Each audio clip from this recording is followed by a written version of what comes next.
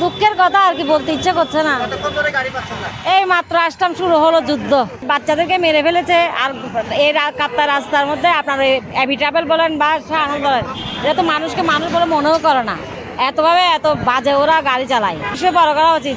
এই যে আমাদের ভোগান্তি হচ্ছে। আগে দেখলাম যে একটা ফ্যামিলি, দুটা বাচ্চা আর হাজব্যান্ড ওয়াইফ, কি সাহস, চিন্তা করে কারো মাথায় হেলমেট নাই। গাড়ি লেতে দেখতে গাড়ি না পারে, যেটা পড়ার রোদ পরের মাথা অস্থির মাথা ঘুরে ভরে দিম বাপ। এখন তিন গেলার সাই সর্বত, তারপরে হামনর ভাই যে টাটা পড়া হয়েছে হঠাৎ করে গাড়িতে উঠিবার পর ভাই 12-10 টিয়া জিয়ের নামিবে নামো কে হারনে ধর্মঘট পরিবার নাই উঠি গিয়ে। আমি তো 1 ঘন্টা মতো দাঁড়াইছি এখানে, পাচ্ছি না গাড়ি ভাড়া তো 4 গুণ বৃদ্ধি। এখানে আজকে এখানে বাস চলতেছে না, সিএনজিও চলতেছে না।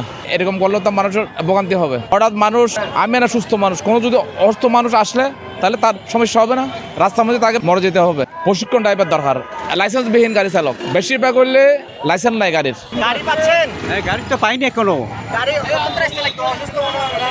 বহুত দাঁড়তন ফেরি বাজে বকসুবির যাই কষ্ট ফার যাই লোকারণ্য দাঁড়াইছে সবাই। বাস চলতেছে এখানে, ওই টেম্পুগুলো চলতেছে না। গণপরিবহন ধর্ম উঠতে পারে, কিছু কিছু চলতেছে, কিছু কিছু চলতেছে না। ভোগান্তি তো আছে এই গরমের মধ্যে, এমনিতে স্বাভাবিকভাবে ভোগান্তি আছে। দেশ এইভাবেই চলবে, দেশ সরকার সবার কাছে জিম্বি।